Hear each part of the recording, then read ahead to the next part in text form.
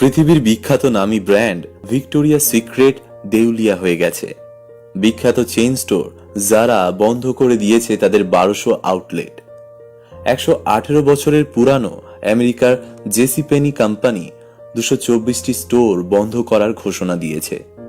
বিখ্যাত perfume brand সানেল এবং বিখ্যাত ঘড়ি রোলেক্সও তাদের উৎপাদন বন্ধ করে দিয়েছে। বিখ্যাত আবাসন ব্যবসা এয়ারবিএনবি এর মালিক বলেছেন তাদের 12 বছরের অক্লান্ত পরিশ্রম মাত্র 6 সপ্তাহে ধ্বংসের প্রায় দ্বার প্রান্তে। বিখ্যাত কফি শপ স্টারবাক তাদের 400 দোকান বন্ধ করে দেওয়ার ঘোষণা দিয়েছে। শুধু কি তাই, বাংলাদেশের ছোট ছোট অনেক কোম্পানি ইতিমধ্যে দেউলিয়া হয়ে গেছে। পাশাপাশি বড় বড় কোম্পানিগুলোতে চলেছে ছাঁটাই। তালিকা করলে হাতে গুনে শেষ করা যাবে না, বসতে হবে ক্যালকুলেটর নিয়ে। বিগত 9 মাসে করোনা মহামারীতে অনেক মানুষ তাদের চাকরি এবং ব্যবসা বাণিজ্য অথবা উপার্জনের সমস্ত পথ হারিয়ে মানবেতর জীবন যাপনের দ্বার প্রান্তে পৌঁছেছেন।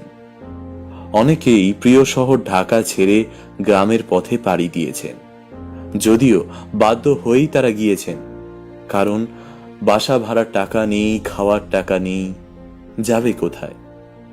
অনেক ছেলে মেয়ের স্কুলে যাওয়া সারা জীবনের জন্য বন্ধ হয়ে গেছে। অনেক শিক্ষকদের অবস্থাও অত্যন্ত শোচনীয়। সংসার চালাতে হিমশিম খেয়ে মুখে মাস্ক পরে অটো রিকশাও চালাচ্ছেন। এই অবস্থায় আপনার যদি চাকরি থাকে, আপনার যদি আয়ের কোনো পথ খোলা থাকে, তাহলে আপনি অন্যদের চেয়ে অনেক ভাগ্যবান।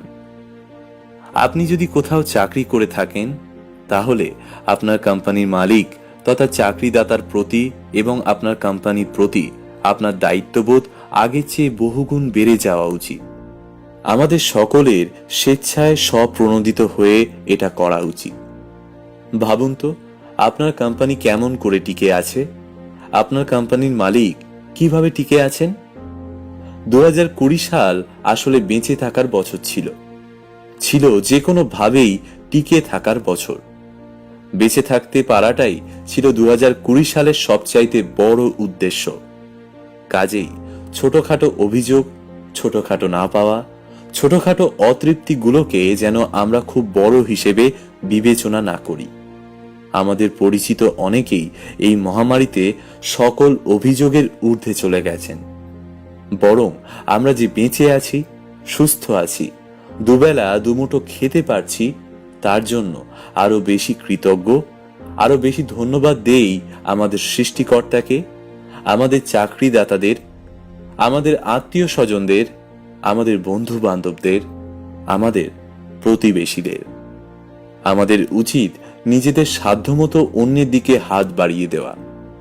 কেননা হতে পারে সামান্য সাহায্য দিয়েই আপনি পরম করুণাময় সৃষ্টিকর্তার প্রিয় পাত্র হয়ে গেছেন। প্রিয় বন্ধুরা, আমরা জানি করোনা অতিমারিতে সকলেরই কম বেশি সময় ও পরিস্থিতি খারাপ গিয়েছে।